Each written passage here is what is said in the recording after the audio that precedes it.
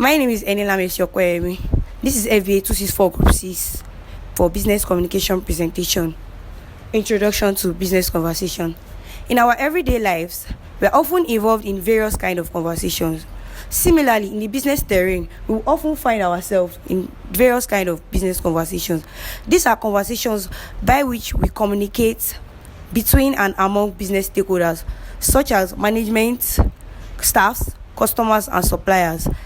Two of the most common type of business conversations are telephone communication and meeting. These conversations allows us to give and receive information, discuss issues, and make decisions that are relevant to achieving organizational goals.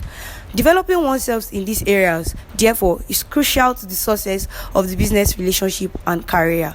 Over to my neck. So, talking about telephone conversation, they are valuable business communication tools for promoting the business and connecting with customers. It allows businesses and people to connect over long distance without face-to-face interaction. That is, look at an instance whereby you need to just make a business inquiry. Do you have to go to another state or another country just to do that with your business counterpart? No. That's when you have the telephone conversation in place for that. And what we have here, we have telephone communication. It refers to communication between or among persons through the medium of a telephone. In some instances, the telephone is the recommended means of communication, such as when you need to make the call urgently, like the instance I gave earlier. In other instances, such as when working with people in remote locations, the telephone may be the only means of communication there. As it is such a common mode of business communication, there are guidelines, that is etiquettes, that each offices need to follow. And then there are some guidelines which are common for all offices, which we are going to look at now. And then talking about general etiquette for a telephone conversation. What are etiquettes? Etiquettes are customary behavior which someone needs to imbibe. That is, and then starting from before the call. Before the call, the caller or the receiver must have highlighted everything that needs to be discussed during the conversation so as not to lose focus. So going to the next, which is answering the call. When answering the call, there have to be promptness. That is, answering the call in just within 3 rings so as to show respect for the caller's time.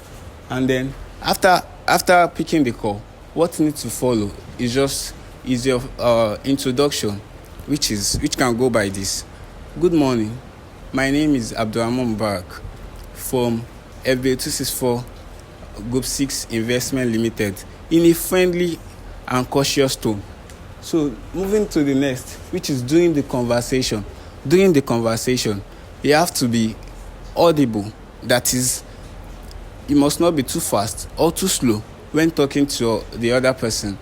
And then also, they have to be active listening. That is, you have to give the caller your full undivided attention.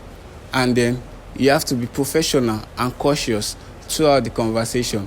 And also, you need to project a very friendly demeanor throughout the conversation. And then when you need to make any gesture or reply, you can just reply with verbal cues. That is, yes, thank you, or I understand. So the last one which we have there, which is ending the call. And then before ending the call, you must have highlighted everything that were discussed during the conversation so as not to lose any point when reporting to your officials.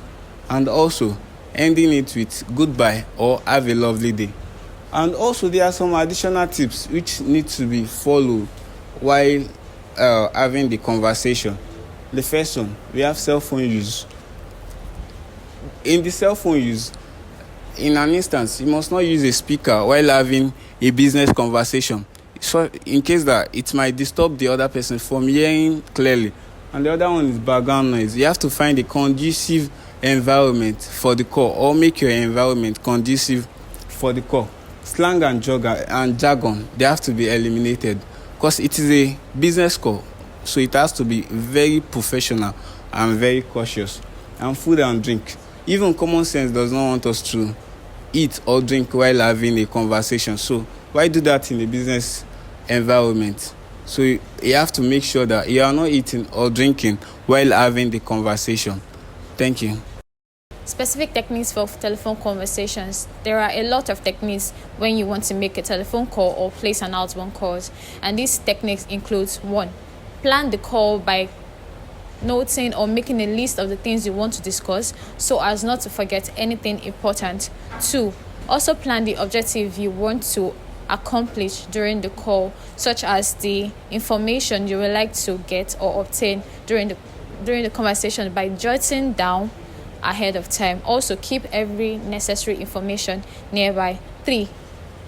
Be sure you have the right telephone number before placing the call. You might want to keep frequently called lists within reach. Also, after someone answers the phone, ensure you identify yourself before asking for the person's details. 5. Take notes during the call and specify any follow-up action to the caller, such as when you plan to get back to him on hour. 6. When you reach an answering device whereby maybe a voicemail or an answering machine, make sure you identify yourself, your name, your department, your telephone number, the date and the time you called. Also, you might want to leave the message and when you are available to take the calls back.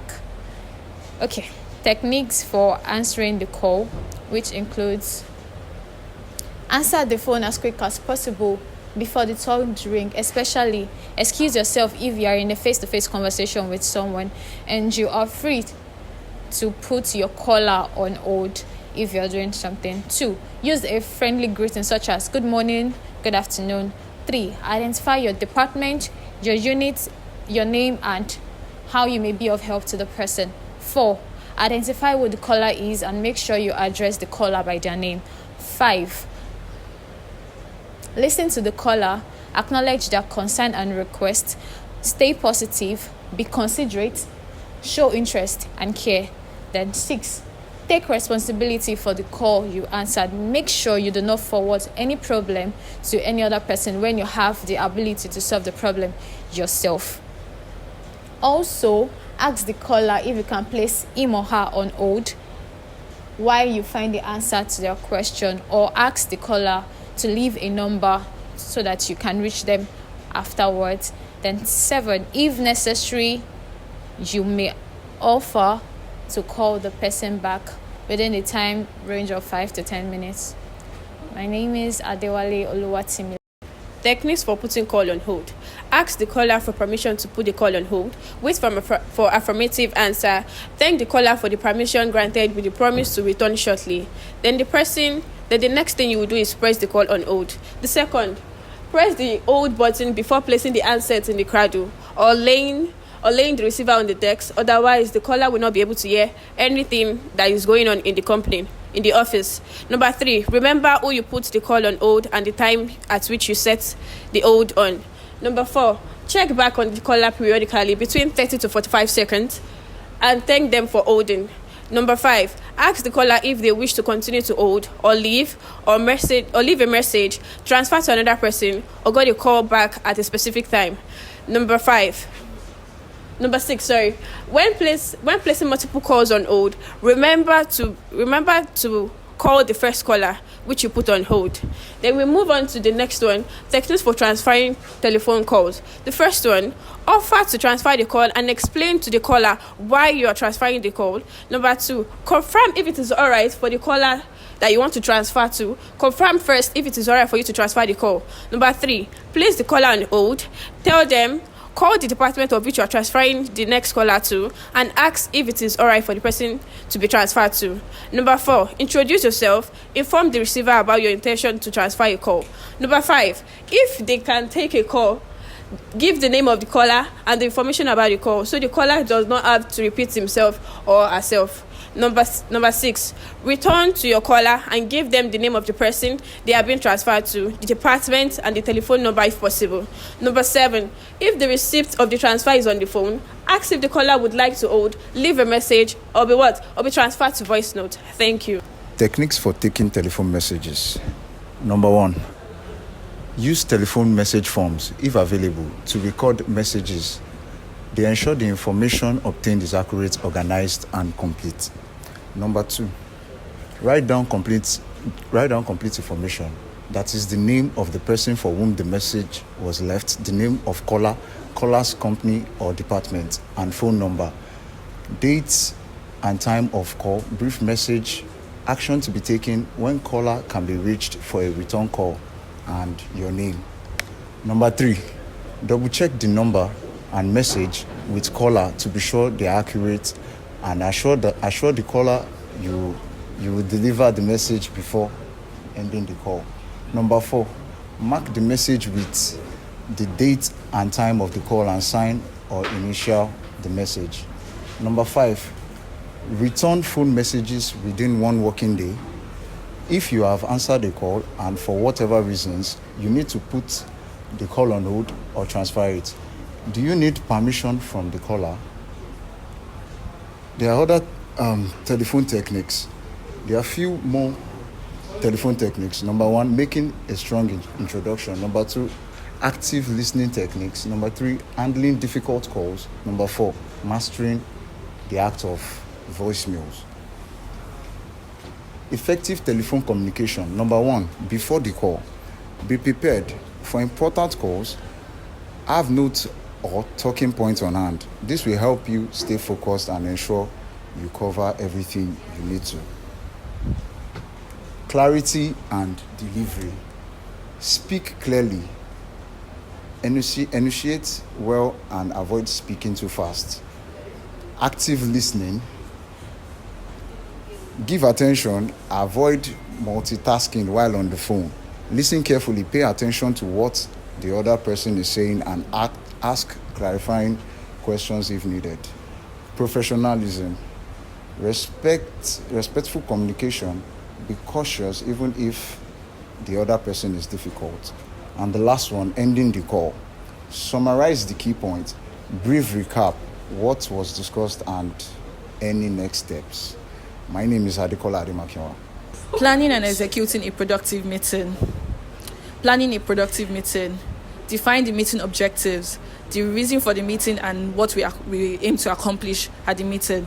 Create a participant list, the right amount of people and the right people for the meeting. Determine the modalities.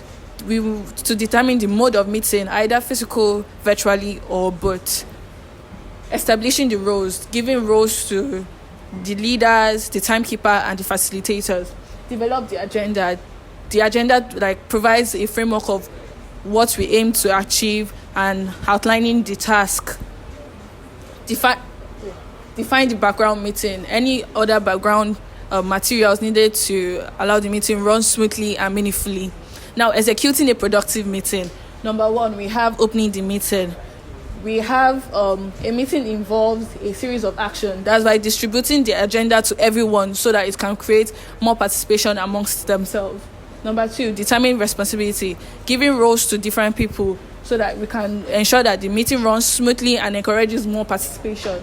Number 3, we get into discussion. That's the opening, the organizing, and the closing of the meeting. Number 3, we're going to document the meeting. That is documenting meeting minutes to enable that we understand what we are doing in the meeting. Number 4, summarizing the meeting and confirming action items. That's at the end of the meeting, we're going to create a detailed summary of the meeting and what was taken in the meeting. Number 4, evaluating the meeting. We're going to evaluate the meeting before and after the meeting to take actions in case of the actions and everything. My name is Koforola Idunude. Facilitation techniques for executing a productive meeting. As a facilitator, you must be conscious of the fact that people have different communication styles. They perceive and process information differently. Useful techniques to achieve success include the following. 1. Call on quiet members directly to make contributions, but keep it simple and cautious so as not to make the person uncomfortable. 2. Appreciate and redirect participants that try to dominate the meeting by using their passion and energy to encourage participation of others. 3. Honor all contributions by responding respectfully and acknowledging all contributions. Open criticism or dismissal of any idea can discourage others from participating. 4. Breakout groups can be used if the group is too large to enable in-depth discussion. 5. Active listening. Body language can be used to make participants know that they are being heard. Whoever is speaking, look them in the eye and don't show open support for or disapproval of any contribution so as not to discourage open communication. 6. Asking questions, especially open-ended questions, which encourage wider participation through discussion of ideas and uncovering hidden points. 7. Summarizing all that has been said in the course of the discussion helps to either open up areas for further discussion or give the discussion a proper ending. 8. Remaining neutral. 9. Boomeranging is used to send questions back to the participants when they try to get you to answer questions about content or suggest solutions. 10. One-note taking.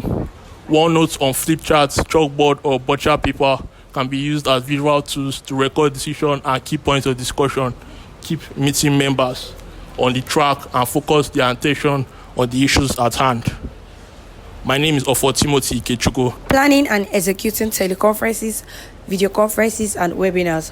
Facilitating meetings generally involve the same processes and techniques. However, where one or all of group members are participating via phone, video, or the web have some peculiar considerations.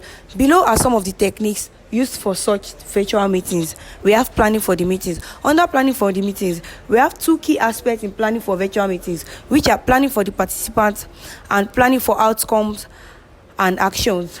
Number 1, planning for the participants. Provide participants background information and meeting materials. Also provide participants with direction on how to gain access to the meeting, including links and call code. Planning for the outcomes and actions.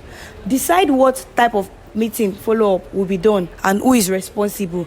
This will help and guide the recorders at the meetings to know what information to be captured, to what level of detail, and in what format. Number 2, we have the executing the meeting. Number 1, managing the participants. Do a roll call to let everyone know who is participating.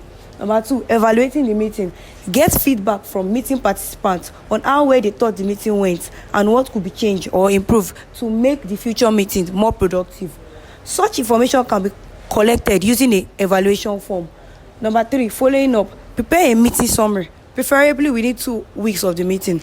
The summary should contain the actions, items, and next step, including due dates and responsible parties. A more detailed report may include background information, main points of discussions, and answers to questions asked by the participant. Participating at meeting.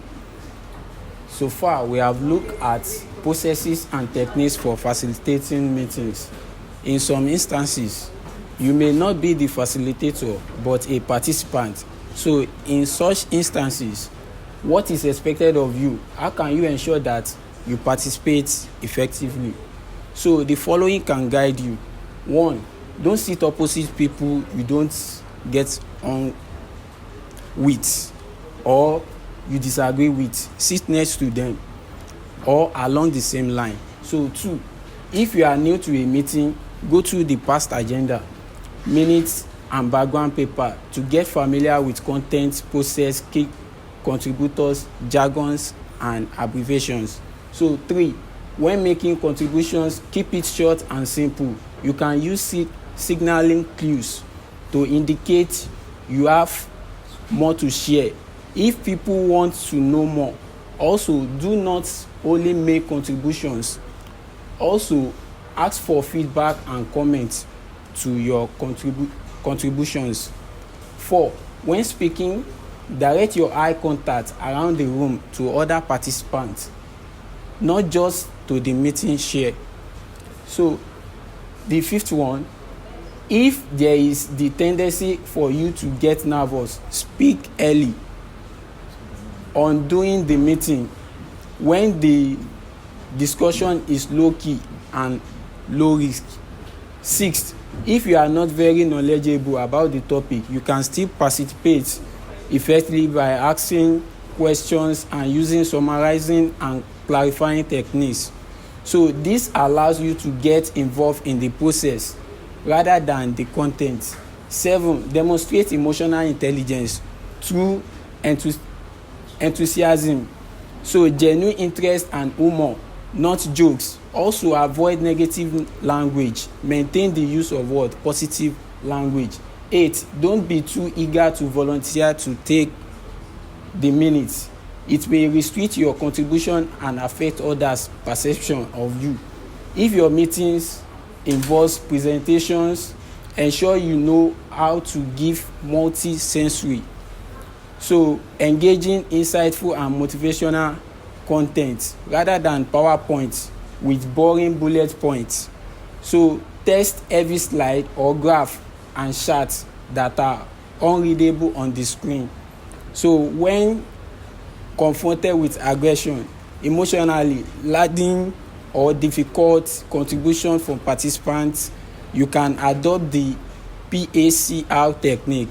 Pause, acknowledge, clarify, and respond. Do not react. Thanks. My name is Jimo.